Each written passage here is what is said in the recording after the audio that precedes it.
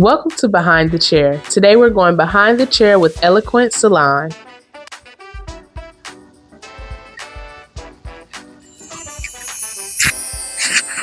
Thank you for helping me.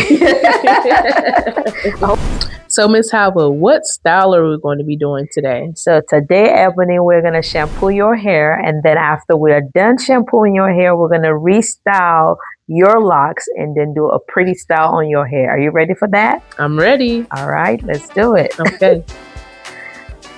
Okay. So, Miss Hauwa, I noticed you have the steamer on. Can you tell us a little bit about the benefits of the steamer or what it does for the hair? Yes, absolutely. I can tell you. So what the steamer does, it opens up your pores and it allows the product to go into your hair very easily. And not only that, but it's also soothing to your hair. I don't know if you feel that on your scalp already. Yeah. So that is what the steamer does.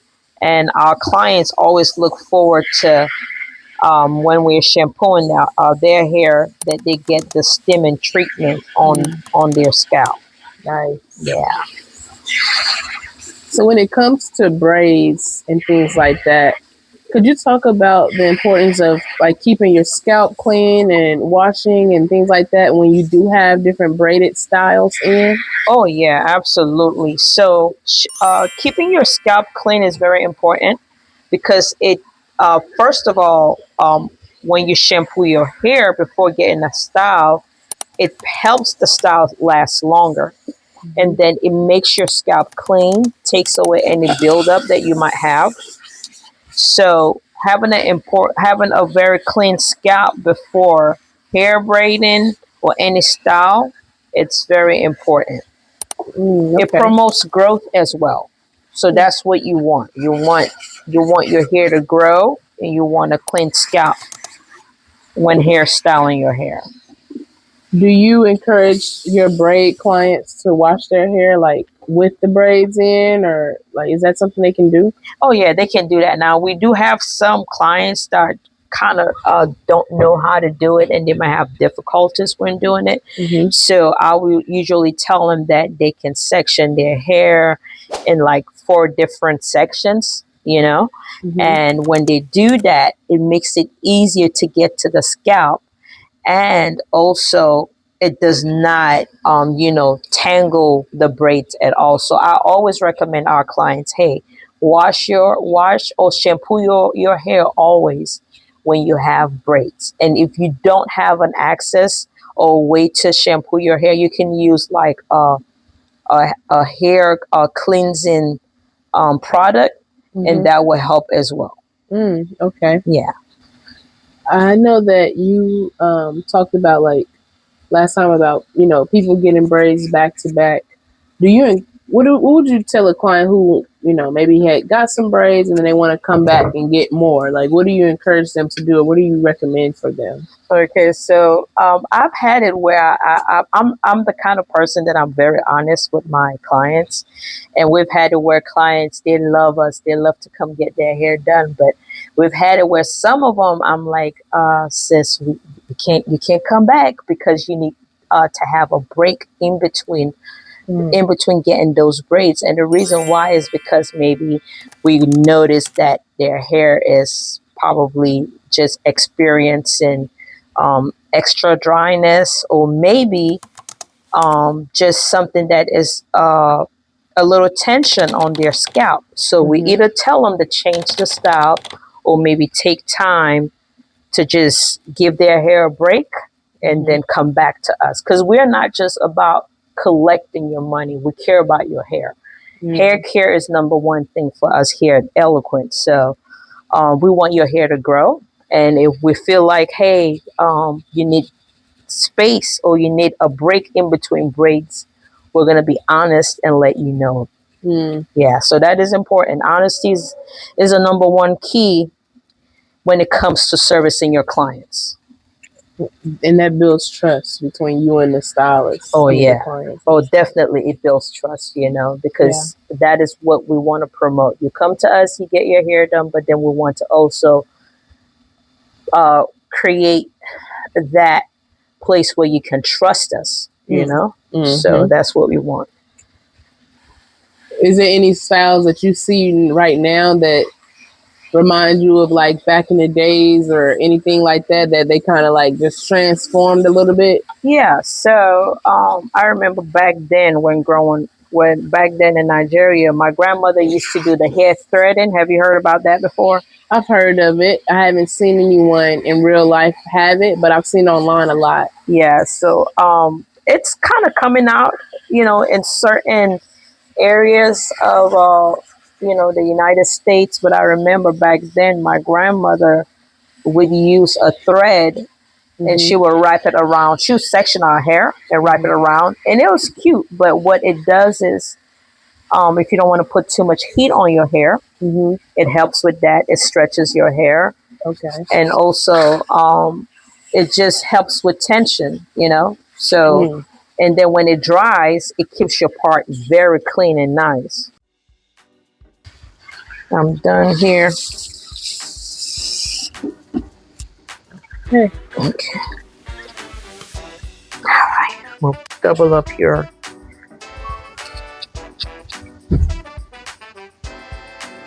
That steam definitely was relaxing. It was. Especially since it's like cold outside. Yeah.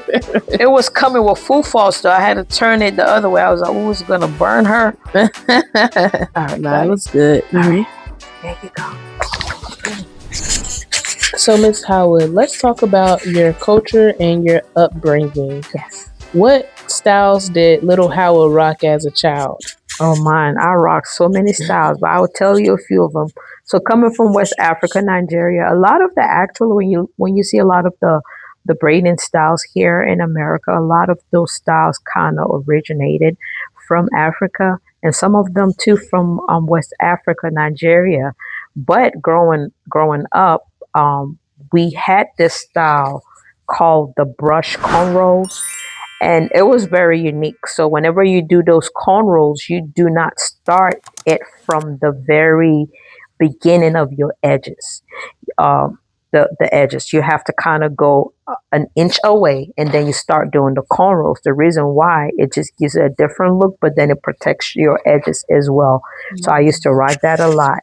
And my mom, I remember growing up, my mom never allowed us to wear weave because she believed that it might be too much. It might be too much for a child at that time. So once we got to an age of probably 11, 12, we would rock extra extensions on our hair. But we had the brush braids. It's one called the police cap. The police cap? Yeah. So those cornrows, you would braid the cornrows moving, going forward, and then you go into a swoop, and then the rest of the other cornrows go in the back. So it's kind of like a swoop cornrow. So back then they had a different name for it, but now it's now the trending name might be different. It might be a swoop cornrow. So I used to rock that a lot, and then we would rock bob. Bob was something that I rocked when growing up. Okay. Didn't like it because of the burning. Burn, you got to burn the ends, but it was something that we would rock back then. So, yeah, that was something that we would wear. And then threading, like I mentioned, was another style that I would rock when growing up. And that was where the passion for doing hair came, because my grandmother would create those threading styles on our hair. And I will watch her do it during the summer whenever our parents would allow us to go or take us to go visit our grandparents. She would create those threading styles on our hair, and I would like that a lot. Yes. Nice. Wow. So it's different styles that we probably never even heard of. Like you said, the brush braids and the poly braids. Yes. Okay, that's interesting. And then a lot of styles like Senegalese twists, that came from Senegal as well. They weren't called Senegalese twists. They were just called twist in general. But here in America, you would hear it called, they call it Senegalese twist. And it could be the reason why, because it was originated from Senegal.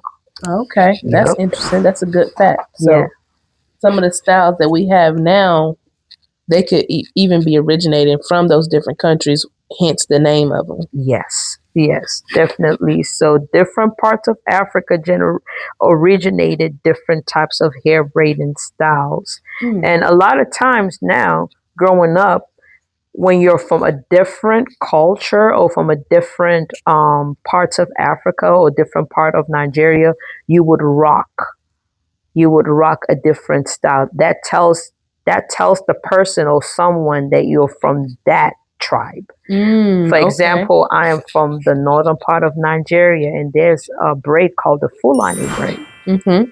And actually, when you see the Fulani braid here in America, it's different. It's more of a cornrow style, and you see the one braid in the middle, which, yeah, back then you would have the one braid in the middle. So we would rock the Fulani style as well. That definitely was something from the northern part of Nigeria. A lot of the women will rock it. So braids was not just something that was done to protect your hair, but it also has to do from the tribe that you came from. So, and that tells people, okay, this person is from this tribe. That's why they rock this braid. Nice. Wow. Yes.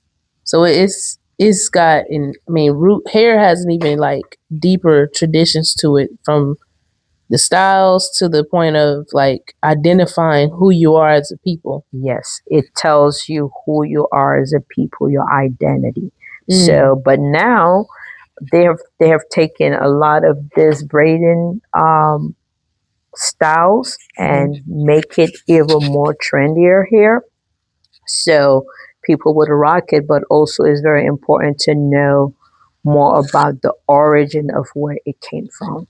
Wow, that's really interesting. It is very interesting. So, Miss Howard, you mentioned like the beads, and I know growing up as a kid, like having beads on my braids was such a big thing. Like that just elevated the style, took it to the next level. Right. Is there any type of significance tied back to your culture when it comes to the beads and things like that? Oh yeah, even now you see it like culturally. Back in Nigeria, when a woman is getting married in certain culture or in certain tribes, they use the beads to fancy the hair. Yeah. So if you're from maybe an Igbo tribe or Yoruba tribe or even Hausa, that is the northern part of Nigeria, they would take the beads after the hair is braided. They would take the beads and they will wrap it around the hair, and then it will come towards the front of the hairline. So they do it different ways, but a lot of times now and back then, when they incorporate beads to a woman's hair, it's when a woman is getting married. And a lot of times you see kings and queens, they would rock those beads around their hair too. And that signifies, like prestige, or maybe just says that that person is royalty, Wow. So beads are not just there to make your hair beautiful, but it does say it tells a statement or tells a story about who that person is. Wow. Yeah. And then, now we rock the beads just as something that makes the hair beautiful. Well, even when growing up, I used to love wearing beads, but around my family and grandparents, I would see the women wear it when they're about to get married, or maybe it just tells you that, hey, that is a king, that is a queen, and they will rock the beads. Wow. Wow. See, it's so much culture tied into the things that we do, like, and as Black Americans, sometimes we don't even know that these things have such deep roots or meanings. Yeah. It does have meaning. And a lot of times too, back home, the color of the beads tells who that person is. So it gives a story. So hair braiding and hair styling, and when you see different hair jewelry on the hair, is not just because it's supposed to be there, but it tells a story about who that person is. It tells a story about the culture. It tells a story about the people and where the style comes from. So it says a lot, and it's very important also for myself that I am educating my clients that, hey, when you get this certain style, it's from this part of Africa, like the Fulani style. And when you add beads to your hair, it tells about the culture and the origin of the braid. Nice. That's super interesting. And I feel like a lot of people don't know these things, and people like you, like educating your clients on it, it just adds another element to the service. So not only they get a beautiful hairstyle, but now they can rock their hairstyle with even more pride because you've given them a sense of culture of culture, you know, and who you are and information. things. Yeah, and the information behind it. Yeah, it says a lot, and it just gives them that back the behind the scene information about where the braid came from. And I believe also, just like you're saying, is an educational tool where they know why they're rocking that hair braiding style, and learn more about the culture. So have you ever had any clients to come in and they request something that is maybe unrealistic, they have unrealistic expectations for the hairstyle? Oh, absolutely. I mean, we've had some clients that will come with this AI generated, hairstyles. And the reality is you have to let them know, we can't do these hairstyles, because they're not real people. Right. Wow. They're not real. So it's like we have to be honest from the beginning, like, hey, this is AI. Does this look like something that you really truly believe it's going to look right on your hair? And if it's not, we're honest from the beginning, like, no AI generated, reality people. So I've had clients that I had to tell them, sis, we can't do this, but I can try to do it to the best of my ability to make it look close to that. But it's not going to be an AI generated. We're going to go back to the computer. So that's where it comes from. Being a hairstylist, honesty is key, from the get-go. And then trying to really let your clients know that these are not realistic hairstyles, but we can make it to fit your face, and fit your look eventually. But you're gonna get it, but not the AI version. Wow. Yes. So people using AI to come up with new hairstyles. Oh yeah, I'm telling you, it's. I mean, the social media world. It's growing so fast, and people create different styles. And as hairstylists, I like the fact that we have our clients that truly believe in us, and the work we do. But we have to be really honest that certain styles are just created by people. It looks beautiful. Right. Is it achievable? We don't know yet. We don't know that. So the reality is we're going to give you what we can do to the best of our ability and do it with excellence. But it's not going to be the AI version. We're going to give you the eloquent version. We're going to give you the version of who a true hairstylist is, and make you look beautiful, So that is our number one goal. Yes. I can't believe people are bringing in pictures of AI and saying this is what I want. Oh my God, girl. Yes, we've had that, and we had to let them know, like, really, we thought this was really someone that got this hairstyle done. We're like, no, it's not. They got so many twists and turns. I'm like, I don't even know where to start from. Wow. But hey, I'm gonna create something that is close to what you gave me. But let's examine this look once more. Let's go back to the drawing book. Let me give you the human version. Let me give you the human version. There you go. And at the end of the day, when we're done, they love it because it's close to what they want in that picture. That's good. So that is the number one key: satisfaction. Yeah, for sure. Yes. Wow. Man, so from AI to social media, like all this stuff influences the salons nowadays, huh? Yes, it does. Wow. It does.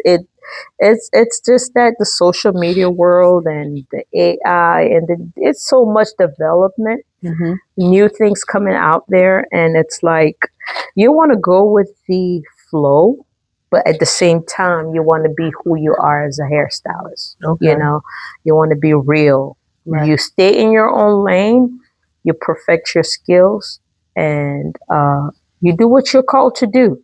Mm-hmm. And you give your clients the best, and you go from there. Yeah. Wow.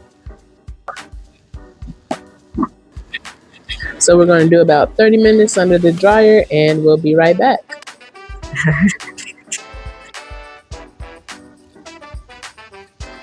All right, so we are back from the dryer. Yes, we are. Now we're about to style your hair in a cute style. Okay. Yeah. All right. Thank you for helping me. Now you're being funny.